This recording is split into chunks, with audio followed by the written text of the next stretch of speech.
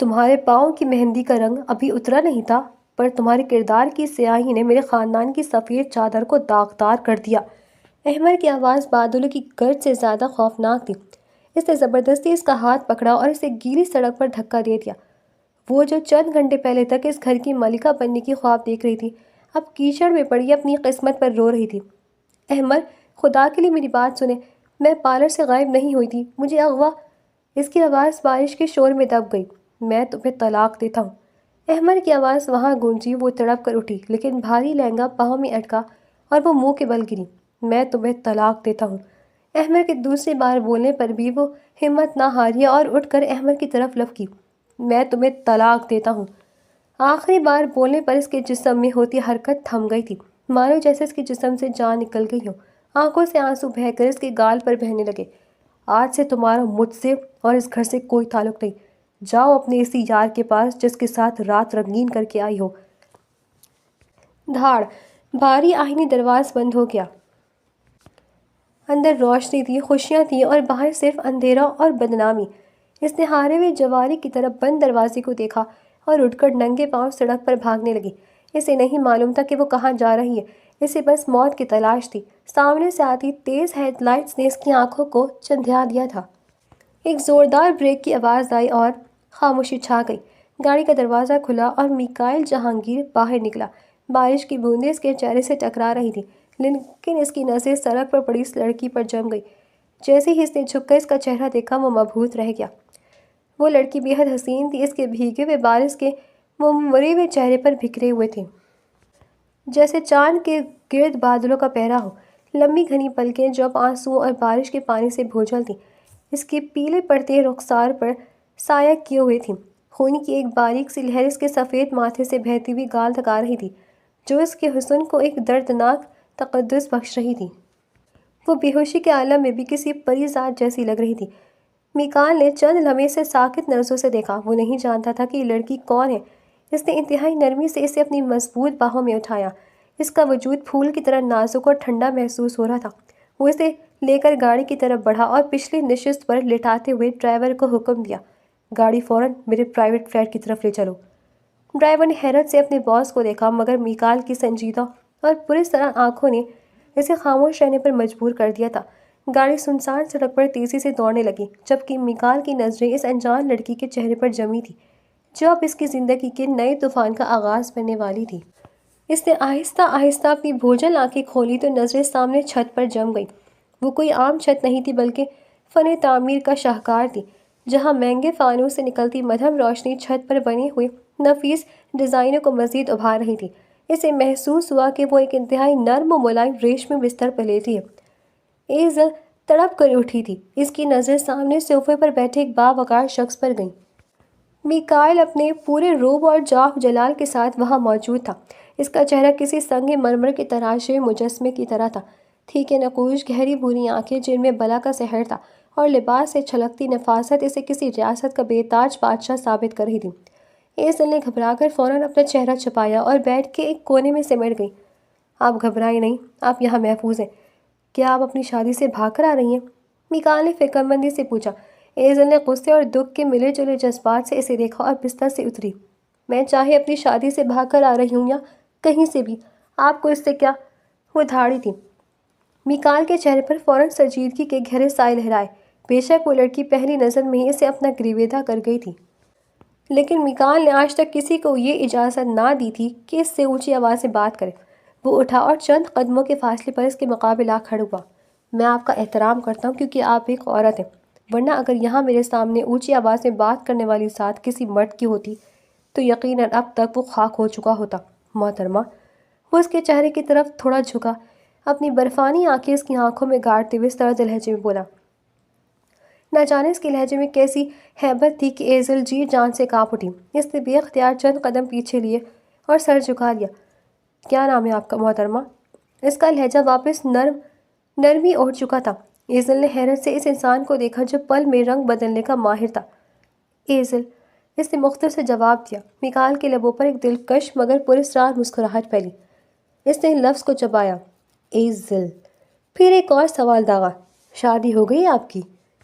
ایزل نے آنسوؤں سے بھری آنکھوں سے اسے دیکھا اور سر جھکا کر خاموشی ہی رہی۔ مجھے ہرگز پسند نہیں کہ کوئی میری بات کو انسنا کر دے۔ اچانک میکال کا لہجہ دوبارہ سرد ہوا۔ ہیزل خوف سے اسے دیکھنے لگی۔ وہ شخص پل میں آنکھ تھا تو پل میں ہی شبنم۔ شادی ہوئی تھی، آج ہی طلاق ہو گئی۔ ہیزل نے یہ جملہ جس کرب سے ادا کیا تھا وہی جانتی تھی۔ گلے میں دکھ کا ایک گولا ابھرا تھا جو سانس لینا محال کر رہا تھا۔ آنسو گالوں کی بھگو رہے تھے اور وہ چہرہ ڈھانپنے کھڑی تھی۔ ٹھیک ہے، جب آپ کی عدت پوری ہوگی تب آپ سے ملاقات ہوگی، تب تک آپ یہاں میری مہمان ہیں۔ جس چیز کی ضرورت ہو ملازمہ کو کہہ دیجیے گا، اسے اپنا ہی گھر سمجھے، میں ملنے آتا رہوں گا۔ وہ مڑا ہی تھا کہ ایزل فوراً بولی، لیکن مجھے میرے گھر جانا ہے۔ اسے حیرت تھی کہ اجنبی آخر اس پر اتنا مہربان کیوں ہو رہا ہے۔ اب آئندہ یہی تمہارا گھر ہے، باقی اگر تم اپنے والدین سے ملنا چاہو گی تو میں خود تمہیں لے کر جاؤں گا۔ جب تک میں لے کر نہیں جاتا سکون سے رہو یہاں۔ وہ کہتا کمرے سے نکلتا چلا گیا۔ کون ہے وہ لڑکی؟ کہاں سے آئی ہے؟ کہیں وہ ہماری دشمن تو نہیں جسے تم یوں سر آنکھوں پر بٹھائے بیٹھے ہو؟ وہ دھاڑی تھی، مگر میکال نے ایک سرد نظر اس کے سراپے پر ڈالی اور پھر اسے یوں نظر انداز کیا مانو وہ وہاں موجود ہی نہ ہو۔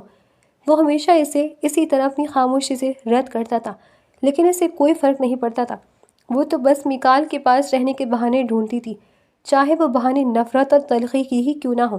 میکال اس کے شور کو پیچھے چھوڑتا ہوا اپنے اسٹڈی روم میں داخل ہوا، جہاں اس کا مینیجر پہلے ہی کسی گہری سوچ میں ڈوبا اس کا منتظر تھا۔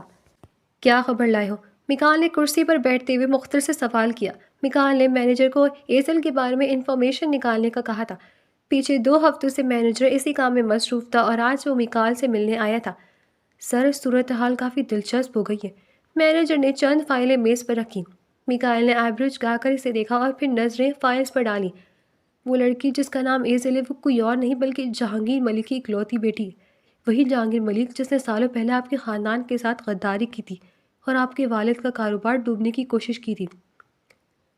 مینیجر نے بولنا شروع کیا تو میکال کی آنکھوں میں ایک تھیکی چمک ابھری۔ جہانگیر ملک کی بیٹی، تو تقدیر اسے خود میرے پاس لائی ہے، وہ بڑبڑایا اور اس کے چہرے پر ایک پراسرار مسکراہٹ آئی۔ سر، اور دوسری خبر یہ ہے کہ احمر نے ایزل سے شادی کی تھی، کل رات ہی اسے اس نے گھر سے نکال دیا ہے۔ احمر اس وقت آپ کا سب سے بڑا بزنس کمپیٹیٹر بننے کی کوشش کر رہا ہے، لیکن مارکیٹ میں اس کی ساکھ گرتی جا رہی ہے۔ سنا ہے وہ ایک نئے پروجیکٹ کے ذریعے واپسی کوشش کر رہا ہے۔ میکال کے لبوں پر ایک تمسخرانہ مسکراہٹ آئی۔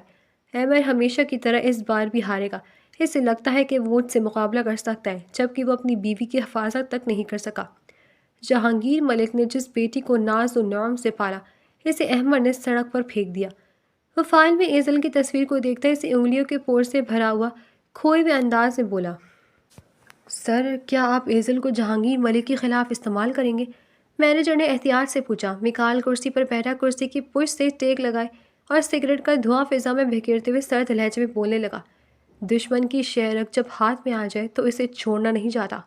ایزل اب مہرہ بنے گی اس کھیل کا، جہاں احمر کا غرور اور جہانگیر ملک کی انا دونوں کو خاک میں ملانا ہے۔ میکال نے کہہ کر دھواں فضا میں بکھیرا اور واپس ایزل کی تصویر کو دیکھنے لگا۔ اسے تو 2 ہفتے ہو گئے تھے وہ پلٹ کر واپس فلیٹ پر نہیں گیا تھا، لیکن ملازمہ کے ذریعے وہ اس کی خیریت معلوم کر لیتا تھا۔ وہ اپنے باپ سے ملنے کی خواہش کرتی تھی۔ میکال کے چہرے پر مسکراہٹ بکھری اور اس نے مینیجر کو جانے کا اشارہ کیا اور خود فائلز اٹھاتا اسٹڈی روم سے نکلا اور اپنے کمرے کی طرف بڑھ گیا۔ میکال اپنے کمرے میں داخل ہوا تو سامنے رانیہ کو دیکھ کر اس کے ماتھے پر شکنیں ابھر آئیں۔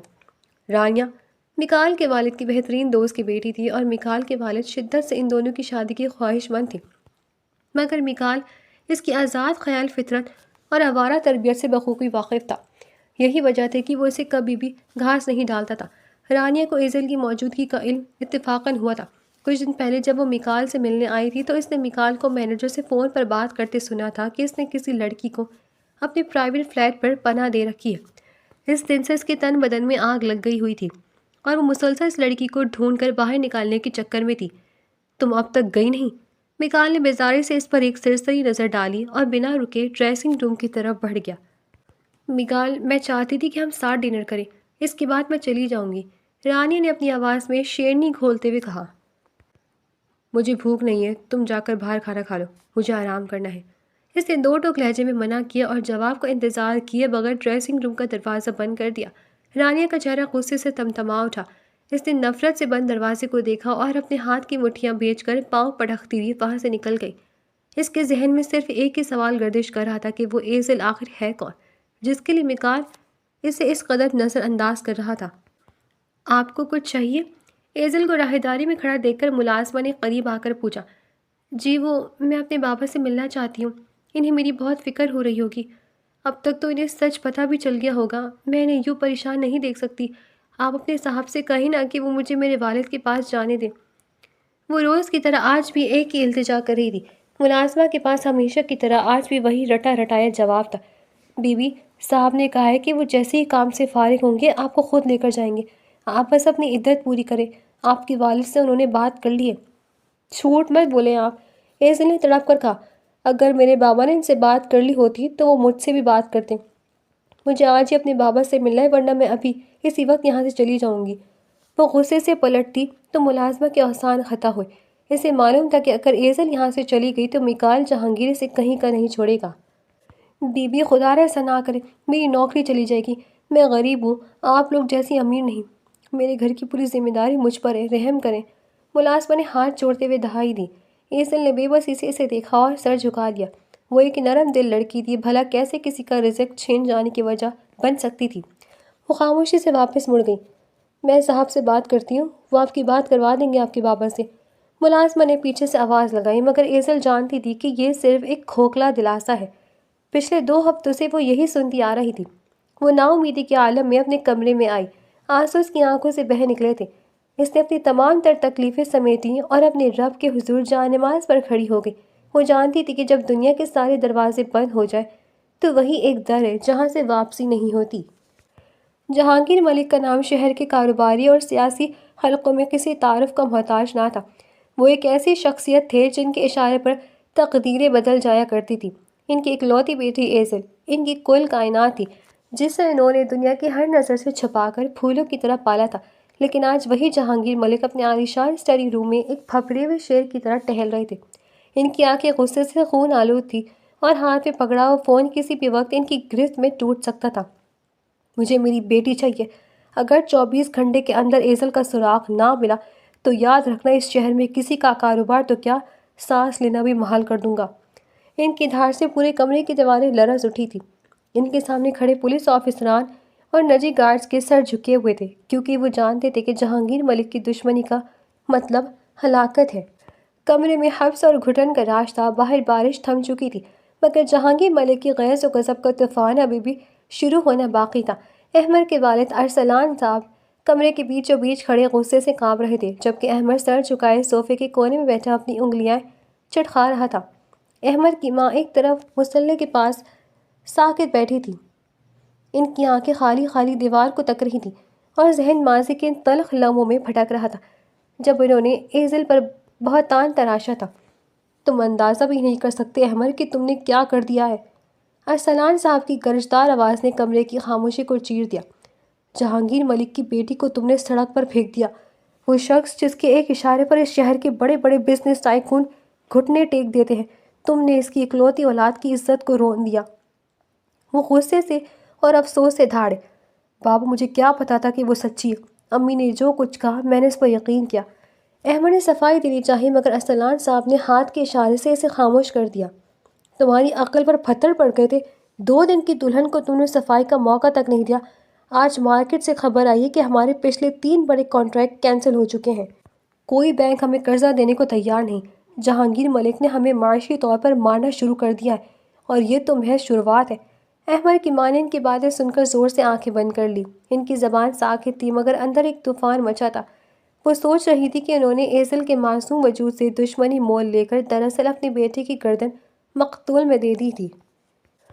انہیں اپنا وہ جھوٹ جو انہوں نے بڑے فخر سے گھر بھر میں پھیلایا تھا، اب کسی زہریلے ناک کی طرح خود کو ہی ڈستا محسوس ہو رہا تھا۔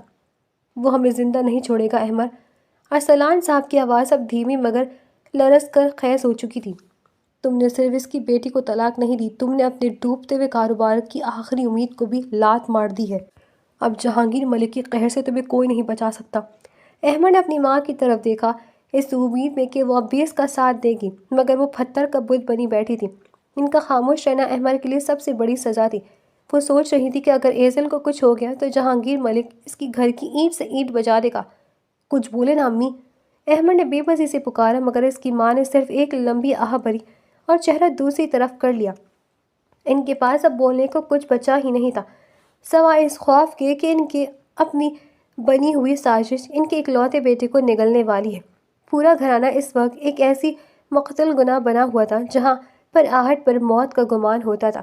انہیں کیا معلوم تھا کہ جس لڑکی کو وہ شہر میں بدنام کر چکے ہیں وہ اس وقت ان کے سب سے بڑے حریف میکال جہانگیر کے پناہ میں ہے، جو اس کی ایک ایک بوند کا حساب لینے کے لیے تیار بیٹھا ہے۔ میکائل فلیٹ میں داخل ہوا تو ایزل سامنے ہی صوفے پر ساکت بیٹھی تھی۔ اس بار اس نے میکال کو دیکھ کر چہرہ نہیں چھپایا تھا۔ میکال کے لبوں پر ایک فاتحانہ مسکراہٹ آئی تھی۔ وہ باخبر قدم اٹھاتا اس کے بالکل سامنے آ کر بیٹھ گیا تھا۔ تو تمہاری عدت پوری ہو گئی؟ میکال نے اس کی خاموشی کو محسوس کرتے ہوئے پوچھا۔ ایزل نے کوئی جواب نہ دیا، وہ سر جھکائے بیٹھی رہی۔ وہ بار بار اسے اور اس کی باتوں کو نظر انداز کر رہی تھی۔ ایک ایسی جرأت جو آج تک کسی بڑے سے بڑے دشمن نے بھی میکال جہانگیر کے سامنے نہیں کی تھی۔ میکال گھڑی دیکھتے ہوئے کھڑا ہوا اور اپنے قیمتی کوٹ درست کرنے لگا۔ تھوڑی دیر میں نکاح آ رہا ہے، میں تم سے نکاح کرنا چاہتا ہوں۔ نکاح کا لفظ سنتے ہی ایزل کے سامنے ماضی کا وہ پہلا نکاح لہرایا جب وہ کتنی خوش تھی، اور پھر کیسے ایک ہی رات میں اس کی زندگی اچیرن کر دی گئی۔ کیا وہی سب دوبارہ ہونے والا تھا؟ آپ کو مجھ سے نکاح کرنے کی ضرورت نہیں، ایزل تڑپ کر بولی۔ بس مجھے میرے بابا کے پاس پہنچا دیں، وہ مجھے سنبھال لیں گے۔ آپ نے جتنی ہمدردی دکھائی اس کا شکریہ، اب مجھے آپ کی ضرورت نہیں ہے۔ میں نے تم سے مشورہ نہیں مانگا اور نہ ہی یہ پوچھا ہے کہ تم نکاح کرنا چاہتی ہو یا نہیں، میکال نے اس کی بات کاٹتے ہوئے سرد لہجے میں کہا۔ اس نے ملازمہ کو اشارہ کیا جس نے فوراً خارجی دروازہ کھول دیا۔ باہر نکاح خواہ اور چند گواہ موجود تھے۔ آپ میرے ساتھ زبردستی نہیں کر سکتے، ایزل غصے سے دھاڑی۔ گارڈز نے حیرت سے اس لڑکی کو دیکھا جو میکال کے سامنے سینہ تان کر کھڑی تھی۔ آپ میری مدد کا موازنہ اس طرح کریں گے؟ یہ کیسی زبردستی ہے؟ میکال نے سکون سے اسے دیکھا۔ داد دینی پڑے گی تمہاری ہمت کی کہ بار بار منع کرنے کے باوجود تم میرے سامنے بول رہی ہو۔ مجھے اچھا لگا کہ تم میں زندگی باقی ہے۔ میں نہیں جانتا تمہارے ماضی میں کیا ہوا، لیکن تم پہلی نظر میں مجھے پسند آ گئی ہو۔ اب یہ پسند کہوں یا میری محبت، میں تمہیں خود سے دور کرنے کا ارادہ نہیں رکھتا۔ تمہاری بھلائی اسی میں ہے کہ خاموشی سے نکاح کر لو، ورنہ ساری زندگی یوں ہی بنا نکاح کے میرے ساتھ رہو گی۔ ایزل نے حیرت اور نفرت کے ملے جلے جذبات سے اسے دیکھا اور تیزی سے دروازے کی طرف بڑھی، مگر اگلے ہی پل میکال نے اس کی چادر کا پلو پکڑ کر اس کے ہاتھ کے گرد لپیٹا اور اسے کھینچتا ہوا کمرے کی طرف لے گیا۔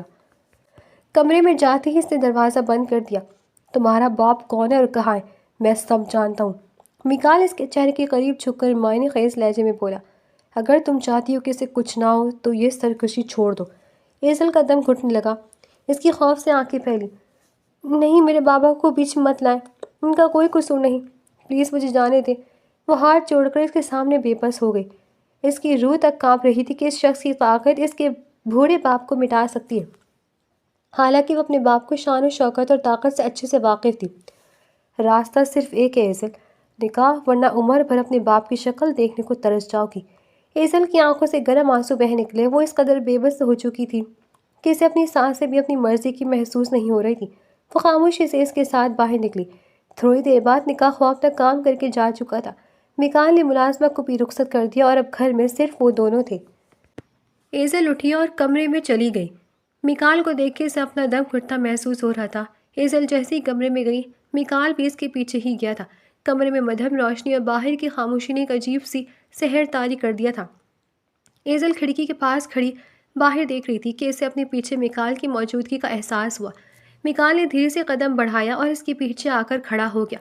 ایزل کے دل کی دھڑکنیں بے ترتیب ہو گئیں۔ جیسے ہی میکال نے اپنے ہاتھ اس کے کندھوں پر رکھے، ایزل نے جھرجھری لی۔ اب تم میری ہو ایزل، قانونی طور پر بھی اور ہر لحاظ سے بھی۔ میکال کی سرگوشی اس کے کان کے قریب گونجی۔ وہ اسے اپنی طرف موڑتے اور اسے دیکھنے لگا۔ ایزل نے مزاحمت کرنی چاہی، مگر میکال کی گرفت مضبوط تھی۔ اس نے ایزل کے بھیگے گالوں کو اپنی پوروں سے چھوا۔ اس کی آنکھوں میں اب وہ سردی نہیں تھی، بلکہ ایک عجیب سی تپش اور دیوانگی تھی۔ ایزل نے نظر جھکا لی، مگر میکال نے اس کی ٹھوڑی تھام کر اس کا رخ اپنی طرف کیا۔ ان کی سانسیں ایک دوسرے کے چہرے سے ٹکرا رہی تھیں۔ میکال کی نظریں اس کے لرزتے لبوں پر جمی تھیں۔ اس نے انتہائی نرمی سے جھک کر ایزل کی پیشانی پر اپنے لب رکھ دیے، جیسے کوئی مقدس عہد کر رہا ہو۔ ایزل کی آنکھیں خود بخود بند ہو گئیں۔ اس کا دل اتنی زور سے دھڑک رہا تھا کہ اسے لگا وہ باہر آ جائے گا۔ میکال نے اپنا ہاتھ اس کی کمر کے گرد پھیلا کر اسے خود میں بھیج لیا اور پھر دھیرے دھیرے سے اپنے لب اس کے لبوں پر رکھ دیے۔ وہ لمحہ جیسے ٹھہر گیا تھا۔ ایزل کے پاس اب نہ تو بھاگنے کی ہمت تھی اور نہ ہی اس لمح سے انکار کرنے کی طاقت۔ وہ اس طوفان میں بہتی جا رہی تھی جسے میکال جہانگیر نے اس کے لیے زندگی میں برپا کر دیا تھا۔ وہ تو اسے لڑنے کا ارادہ رکھتی تھی، وہ راہ فرار سوچ رہی تھی، لیکن یہاں تو پل میں ہی جذبات بدل کر راگ دیے تھے میکال نے۔ سر، میکال جہانگیر آپ سے ملنے آیا ہے۔ مینیجر کی اطلاع پر جہانگیر ملک کے پیشانی پر ناگواری کے بل نمودار ہوئے۔ انہوں نے کلائی پر بندی گھڑی دیکھی۔ دوپہر کے 2 بج رہے تھے۔ ان کا میکال سے کوئی کاروباری تعلق نہ تھا، بلکہ ان کے درمیان تو وہ خلیج تھی جسے پاٹنا ناممکن تھا۔ اس سے بول تو میں گھر پر نہیں ہوں، ملک جہانگیر نے اپنی انا کو مقدم رکھتے ہوئے کہا۔ مینیجر وہیں کھڑا رہا۔ اس کی ہمت نہیں بڑھ رہی تھی کہ وہ اگلی بات زبان پر لائے۔ کھڑے کیوں؟ جا کر اسے بتا دو، جہانگیر صاحب نے غصے سے دھاڑا۔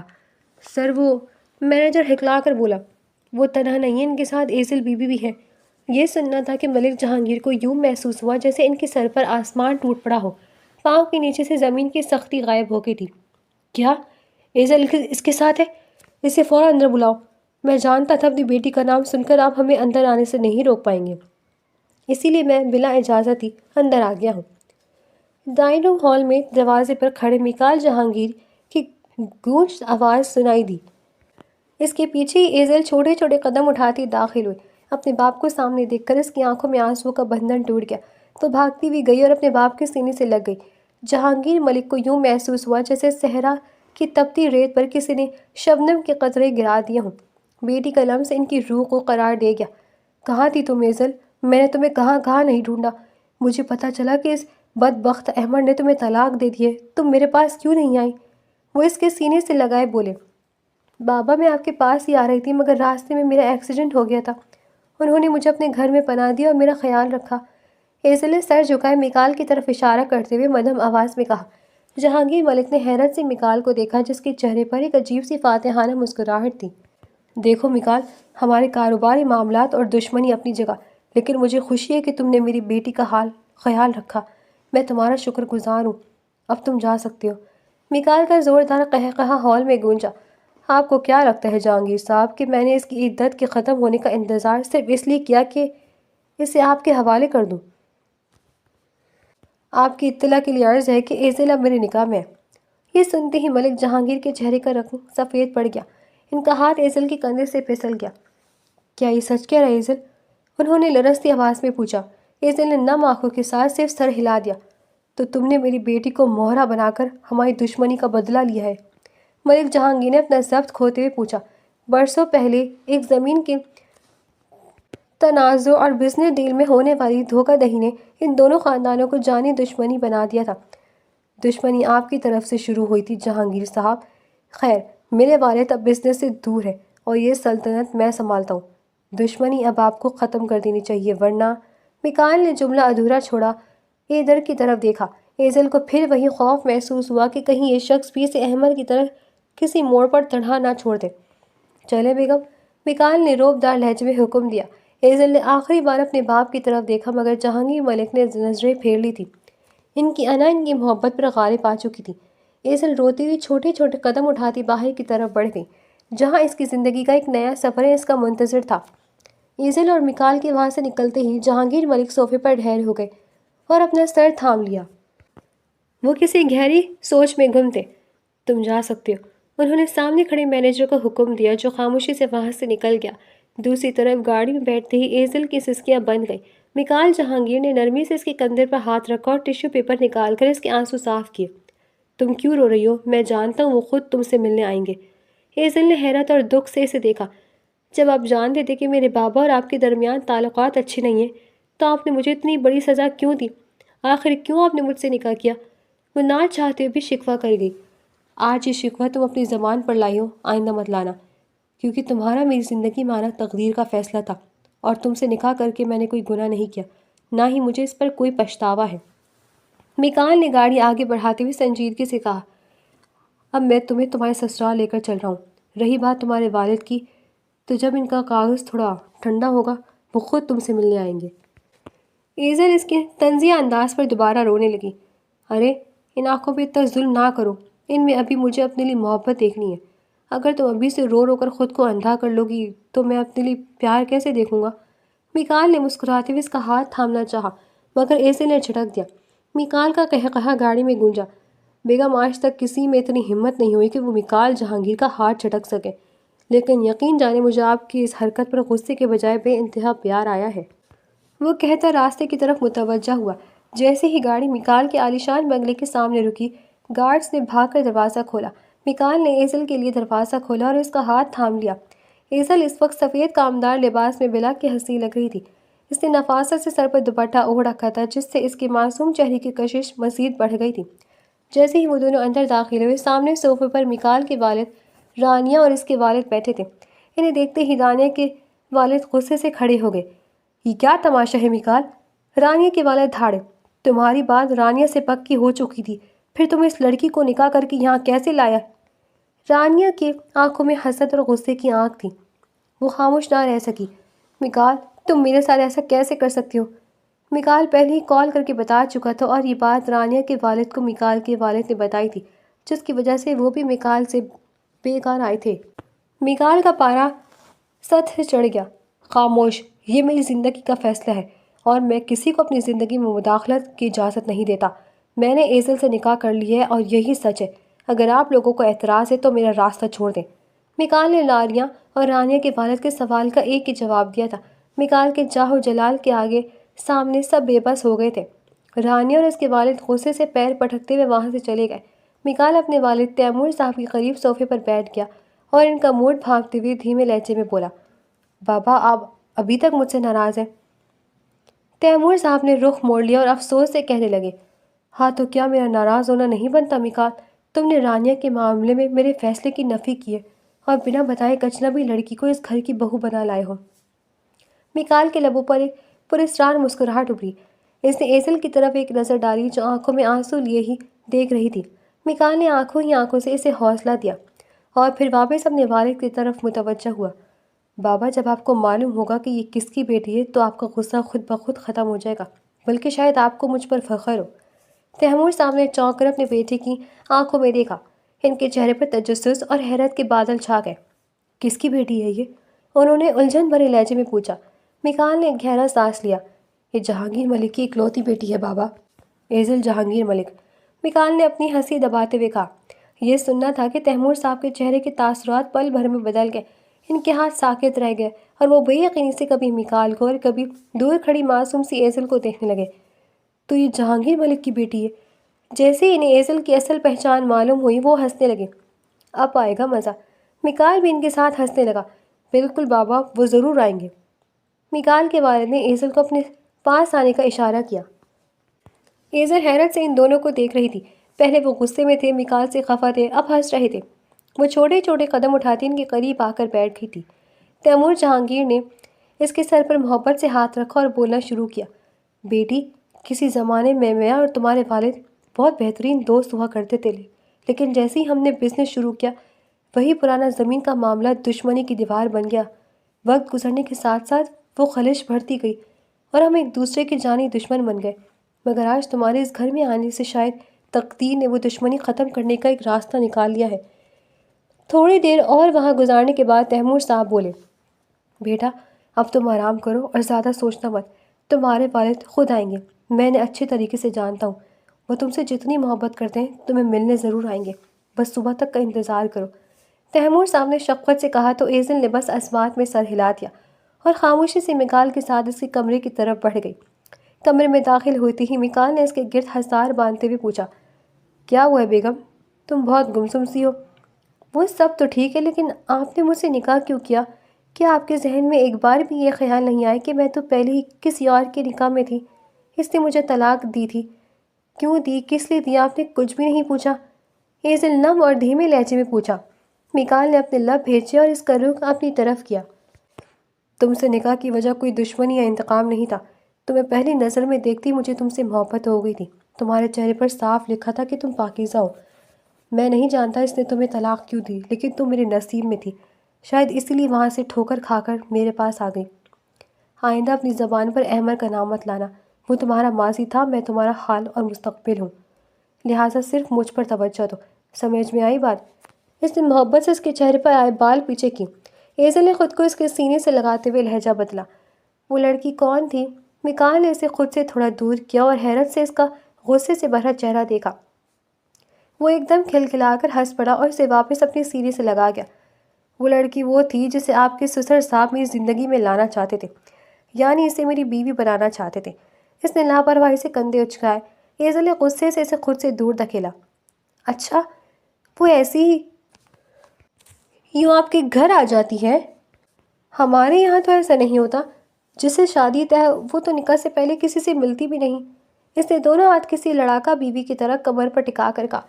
اچھا بیگم، تھوڑی دیر پہلے تو آپ رو رہی تھیں، کل تک تو آپ مجھ سے ایسے ملتی تھیں جیسے مجھے جانتی ہی نہیں، اور آج یوں لڑ رہی ہیں جیسے سالوں سے مجھے جانتی ہوں۔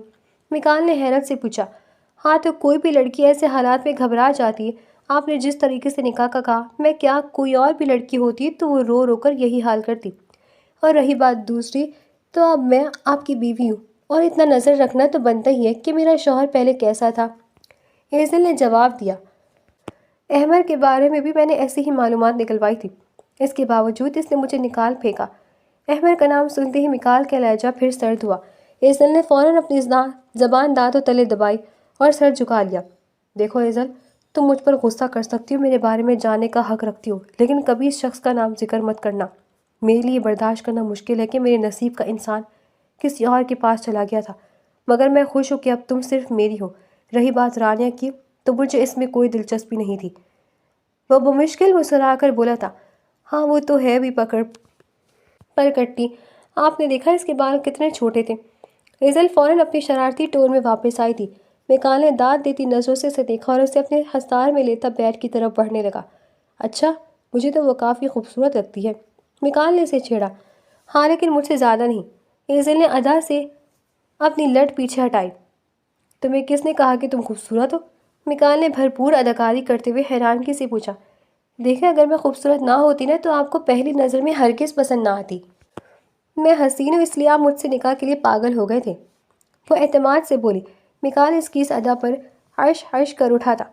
صرف خوبصورتی نے مجھے تمہاری طرف متوجہ نہیں کیا ایزل، میں نے تم سے زیادہ حسین لڑکیاں دیکھی ہیں، مگر جو تمہارے لیے محسوس کیا وہ کسی کے لیے نہیں کیا۔ میں نہیں جانتا تم میں کیا کشش تھی جس نے مجھے تمہارا گرویدہ کر دیا۔ اب تم میری زندگی کا مکمل اثاثہ ہو۔ ان دنوں میں نے خود کو کیسے روکا یہ میں ہی جانتا ہوں۔ میرا دل چاہتا تھا تمہارے پاس آؤں، باتیں کروں، مگر میں مجبور تھا۔ میکال نے اسے نرمی سے بیڈ پر لٹایا۔ ایزل اس کی باتوں کے سحر میں کھوئی ہوئی تھی۔ اس نے نرمی سے اس کا دوپٹہ ایک سائڈ پر رکھا۔ ایزل کچھ کہنے والی تھی کہ میکال نے اس کے لبوں پر ہاتھ رکھ دیا اور اپنا چہرہ اس کی گردن میں چھپا لیا۔ میری محبت اب تمہاری محتاج ہے ایزل، اب یہاں کوئی روک ٹوک نہیں اور کوئی فاصلہ نہیں۔ ایزل نے آنکھیں موند لی تھیں اور اپنا آپ میکال کے سپرد کر دیا تھا۔ ڈرائنگ روم کی فضا آج برسوں بعد بدلی ہوئی تھی۔ جیسے ہی جہانگیر ملک گھر میں داخل قدم رکھا، میکال کے والد تیمور صاحب نے آگے بڑھ کر نہایت خوش دلی سے ان کا استقبال کرنا چاہا۔ خوش آمدید جہانگیر صاحب، آج برسوں بعد اس دہلیز نے آپ کے قدم چومے ہیں، تیمور صاحب نے مسکراتے ہوئے کہا۔ جہانگیر ملک کے چہرے پر ابھی بھی تھوڑی سختی اور ناراضگی تھی۔ انہوں نے مصحفے کے لیے بڑھا ہوا ہاتھ نظر انداز کیا اور سرد لہجے میں بولے۔ تیمور صاحب، میں یہاں آپ سے ملنے یا پرانی دوستیاں نبھانے نہیں آیا، میں صرف اپنی بیٹی ایزل سے ملنے آیا ہوں۔ تیمور صاحب کے چہرے پر ایک لمحے کو تعصب ابھرا، مگر پھر انہوں نے ایک دوستانہ قہقہ لگایا اور جہانگیر صاحب کے کندھے پر ہاتھ رکھ کر انہیں زبردستی صوفے کی طرف لے گئے۔ اب یہ ضد چھوڑ بھی دے جہانگیر، ہماری دشمنی پرانی ہو چکی ہے، اب تو ہماری اولادیں ایک ہو چکی ہیں۔ تمہاری بیٹی اب میرے گھر کی عزت ہے اور میری بہو ہے۔ میں چاہتا ہوں کہ وہ رشتہ جو برسوں پہلے ہم دونوں کے درمیان تھا، اب وہ ان بچوں کے صدقے پھر سے بحال ہو جائے۔ آخر کب تک ہم انا کی آگ میں جلتے رہیں گے؟ تیمور صاحب کے باتوں میں ایسی خلوص بھری سچائی تھی کہ جہانگیر ملک کی انا کی برف پگھلنے لگی۔ انہوں نے ایک گہرا سانس لیا اور تیمور صاحب کی طرف دیکھ کر مدھم سا مسکرائے۔ دونوں پرانے دوستوں نے بیٹھ کر گزری باتوں کا تذکرہ شروع کیا، جیسے وقت کا پہیہ پیچھے گھوم گیا ہو۔ تھوڑی دیر بعد تیمور صاحب نے ملازمہ کو آواز دی۔ جاؤ جا کر ایزل اور میکال کو بلا لاؤ، کہو کہ ایزل کے والد آئے ہیں۔ ملازمہ نے اوپر جا کر میکال کے کمرے پر دستک دی۔ صاحب، نیچے ایزل بی بی کے بابا آئے ہیں اور آپ دونوں کو بلا رہے ہیں۔ اندر سے میکال کی روبدار مگر پرسکون آواز آئی، ٹھیک ہے تم جاؤ، ہم ابھی نیچے آ رہے ہیں۔ میکال نے کہہ کر دروازہ بند کر دیا اور واپس پلٹا۔ کھڑکی کے پردوں کی اوٹ سے چھپتی روشنی کی پہلی کرن نے جب کمرے میں قدم رکھا تو ایزل کی آنکھ کھلی۔ اسے آج کی صبح زندگی کی سب سے خوبصورت صبح محسوس ہو رہی تھی۔ وہ میکال کے چوڑے سینے پر سر رکھی ہوئی تھی، جہاں سے اٹھتی اس کے دل کی دھڑکنیں ایزل کے لیے کسی سکون بخش موسیقی سے کم نہ تھی۔ میکال اٹھ چکا تھا، بس آنکھیں موندے لیٹا ایزل کے اٹھنے کا انتظار کر رہا تھا۔ میکال کے چہرے پر وہ مخصوص سکون تھا جو صرف اپنی پسندیدہ منزل پانے کے بعد نصیب ہوتا ہے۔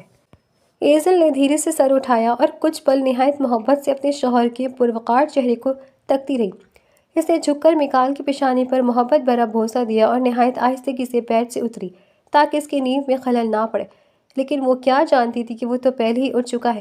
وہ پلٹی تو میکال نے مسکرا کر آنکھیں کھولی اور ایزل کو دیکھا جو میکال کی نیند خراب ہونے کے ڈر سے آہستہ آہستہ آگے بڑھ رہی تھی، مانو اس کی قدموں کی آواز سے ہی وہ اٹھ جائے گا۔ میکال نے بمشکل اپنا قہقہ روکا۔ کچھ دیر بعد جب وہ نہا کر باہر نکلی تو بھیگے بالوں سے ٹپکتی بوندیں اس کے مرمرے گالوں کو چھو رہی تھی۔ سامنے ہی میکال بیڈ پر بیٹھا اسی کا انتظار کر رہا تھا۔ ایزل کو دیکھ کر اس کی آنکھوں میں ستائش کے رنگ ابھرے۔ تم جاگ گئی؟ میکال نے اسے اپنی طرف کھینچنا چاہا مگر ایزل شرما کر پیچھے ہٹ گئی۔ تم میرا انتظار کرو، میں بس ابھی فریش ہو کر آتا ہوں، میکال نے مسکراتے ہوئے کہا اور تولیہ اٹھا کر ڈریسنگ روم کی طرف بڑھ گیا۔ تھوڑی دیر میں وہ دونوں تیار ہو کر ایک دوسرے کا ہاتھ تھامے سیڑھیاں اتر کر نیچے لاؤنج میں آئے۔ ایزل کا دل کسی انجانی خوشی سے دھڑک رہا تھا۔ جیسے ہی اس کی نظر سامنے صوفے پر پڑی اس کی دھڑکنیں تھم سی گئیں۔ وہاں اس کے والد جہانگیر ملک پہلے سے بیٹھے ان کا انتظار کر رہے تھے۔ اپنے بابا کو دیکھ کر ایزل کی خوشی کا انتہا نہ رہی۔ وہ میکال کا ہاتھ چھوڑ کر بھاگتی ہوئی گئی اور اپنے بابا کے گلے لگ گئی۔ بابا! اس کی آواز میں عقیدت اور خوشی کا امتزاج تھا۔ جہانگیر ملک نے نم آنکھوں کے ساتھ اپنی بیٹی کے سر پر ہاتھ رکھا۔ ان کے چہرے کی وہ سختی لکیر اب غائب ہو چکی تھی۔